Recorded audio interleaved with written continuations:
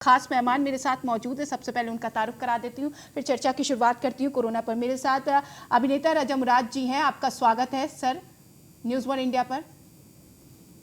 Sir, जो सरकार यहाँ पर तैयारी कर रही है और धरातल पर जो तैयारियां हैं वो आप कैसे देख पा रहे हैं कोरोना को लेकर?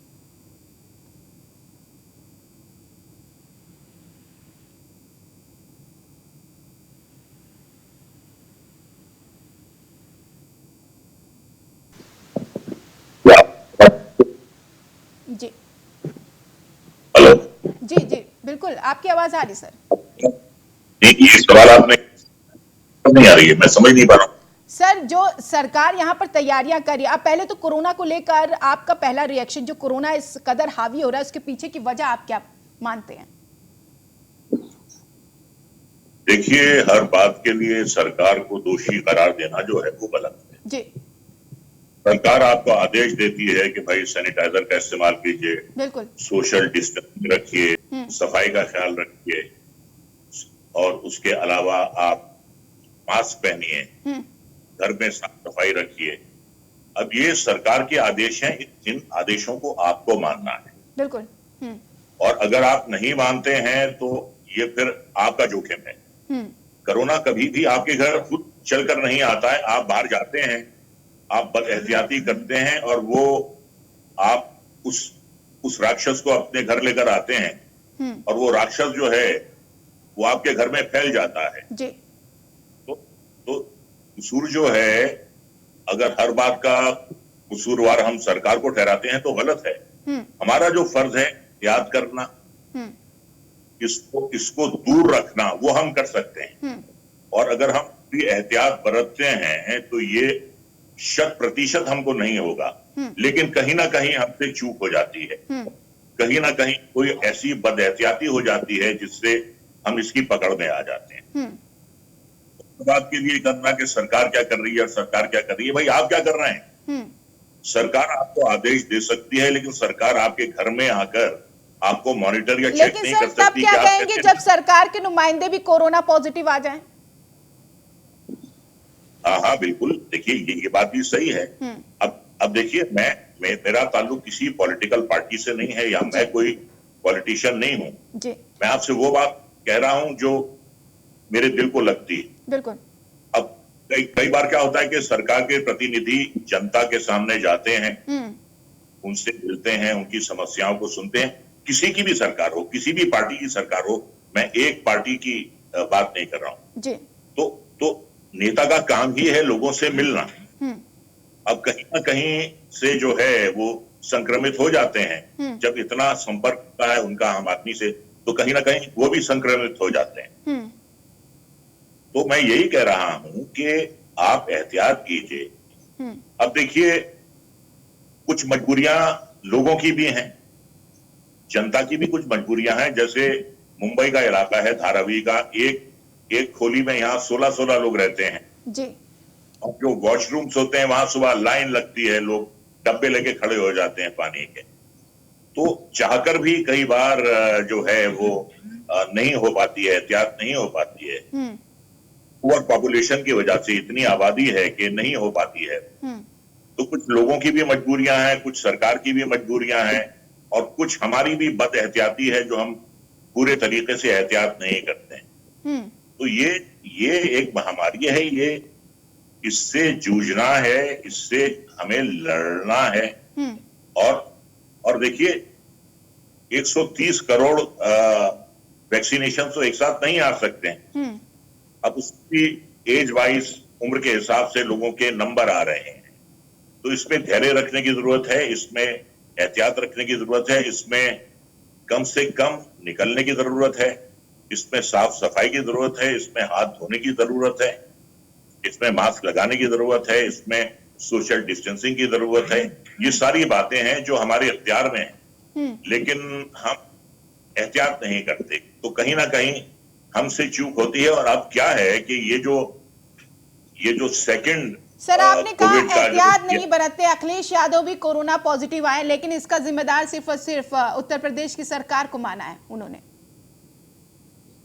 अब देखिए, 10 मुंह होते हैं 10 बातें। अब आप किसी की जबान तो आप बंद नहीं कर सकते। हर आदमी, देखिए, हर आदमी का अपना एक विचार है, उसे अपना विचार रखने का हक है। अब वो सही है या गलत है, आदमी अपनी बात कर सकता है जी। अब वो बात कहां तक वाजिब है और कहां तक वाजिब नहीं है, इसका फैसला जो है ये करना बड़ा मुश्किल होता है। लेकिन मुझे अफसोस इस बात का होता है कि इस पे भी पॉलिटिक्स हो रही है। इस पे ये पॉलिटिक्स हो रही है कि जिन लोगों की सरकार जिन सूबों में नहीं है, वो कहते हैं कि वहां केसेस ज्यादा हो रहे हैं। अरे भाई, केसेस कहां नहीं हो रहे हैं? सवाल ज्यादा या कम का नहीं है। कोई भी ऐसा सूबा, कोई भी ऐसा राज्य नहीं है जो कोरोना से प्रेरित ना हो। तो यहाँ पे पॉलिटिक्स खेलना जो है, मैं समझता हूं कि वो बिल्कुल गलत है। हम सब भारतीय हैं, ये हम सबकी जो है ये एक ही समस्या है, इससे लड़ना। तो बजाय एक दूसरे पर उंगली उठाने के, हमें इससे दूर करना है, हमें लोगों को एजुकेट करना है, हम जितना कर सकते हैं बिल्कुल दूर रखने के लिए वो हमें करना है, लेकिन इस पे राजनीति नहीं होनी चाहिए, मैं ये कहता हूं। बिल्कुल। कोरोना की वजह से जो प्रभाव पड़ रहा है तमाम इंडस्ट्री पर, उसको लेकर क्या कुछ बोलेंगे? बॉलीवुड पर भी काफी असर पड़ा। देखिए, अब नाइट कर्फ्यू भी लगा दिया गया है, कोई भी यहाँ पर फिल्म शूटिंग वगैरह, उस पर भी बहुत ज्यादा प्रभाव पड़ा है। तो ऐसे में क्या कुछ कहेंगे? देखिए, मैं ये कहूंगा कि बहुत ज्यादा प्रभाव पड़ा है, और प्रभाव उन पे ज्यादा पड़ा है जो बेचारे डेली वेजेस के दिहाड़ी मजदूर जो हैं, बेचारे जो रोज कुआं खोदते हैं, रोज पानी पीते हैं।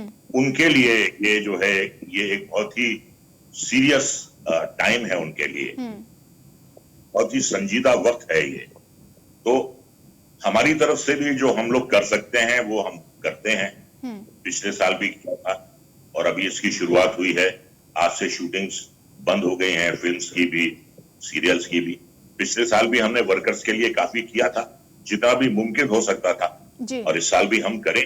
लेकिन जो पिसता है बेचारा, वो फिल्मी मजदूर हो या वो बाहरी मजदूर हो, पिसता तो गरीब आदमी है, पिसता तो मजदूर तबका है, और कोई नहीं पिसता। लेकिन जब पता है कि कोरोना बढ़ रहा है, तो सर क्या सरकार को नहीं चाहिए कि पहले ही ऐसा कदम उठा ले? कोरोना तो खत्म हुआ नहीं था, पहले फेज की बात कर ले, तब इतना ज्यादा एक्सपीरियंस हो गया कि हमें जो पलायन कर रहे हैं मजदूर, उन्हें भी रोका जा सकता था, उनके लिए इंतजाम भी किए जा सकते थे। लॉकडाउन की ऐसी कोई स्थिति ना बनती, तमाम एहतियात बरतते यहाँ पर प्रशासन सख्त रहती, तो इतना कोरोना हावी नहीं होता, सेकेंड लहर जो देखने को मिल रही है। अब देखिए मैडम, जो होना था वो तो हो गया। ये तो फर्स्ट टाइम ही सर बोल रहे थे जो होना था हो गया, चल गया। अब लकीर पीटने का कोई मतलब नहीं है। देखिए, पिछले लॉकडाउन और इसमें लॉकडाउन में ये फर्क है कि पिछली बार ट्रेन बंद हो गई थी, ट्रेन बंद हो गई थी, प्लेन बंद हो गए थे, बसें बंद हो गई थी, यातायात के तमाम चीजें बंद हो गई थी।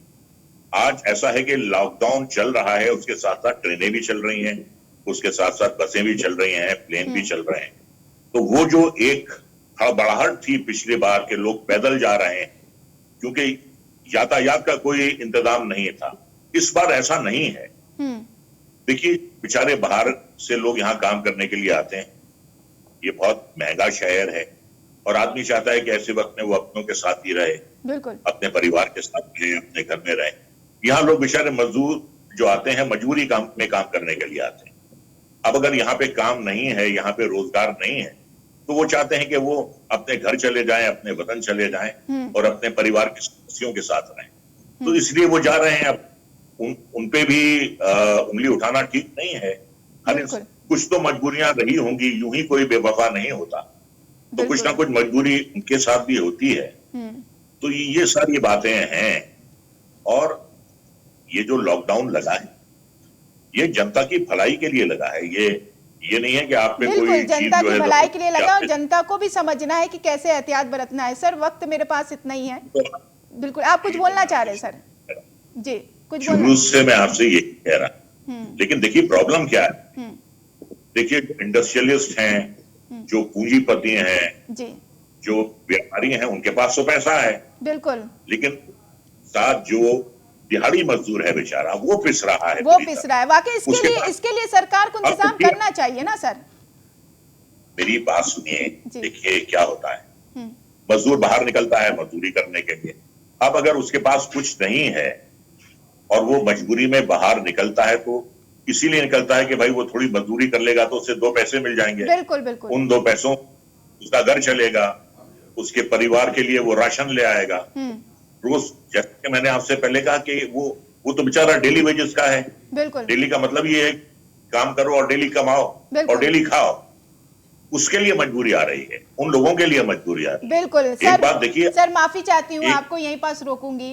राजा मुराद जी, बहुत शुक्रिया, आप जुड़े, हमसे चर्चा किया आपने। तो फिल्म अभिनेता राजा मुराद हमारे साथ थे और कोरोना को लेकर चर्चा कर रहे थे। फिलहाल इस खास कार्यक्रम में इतना ही। आप बने रहिए न्यूज़ 1 इंडिया के साथ। नमस्कार।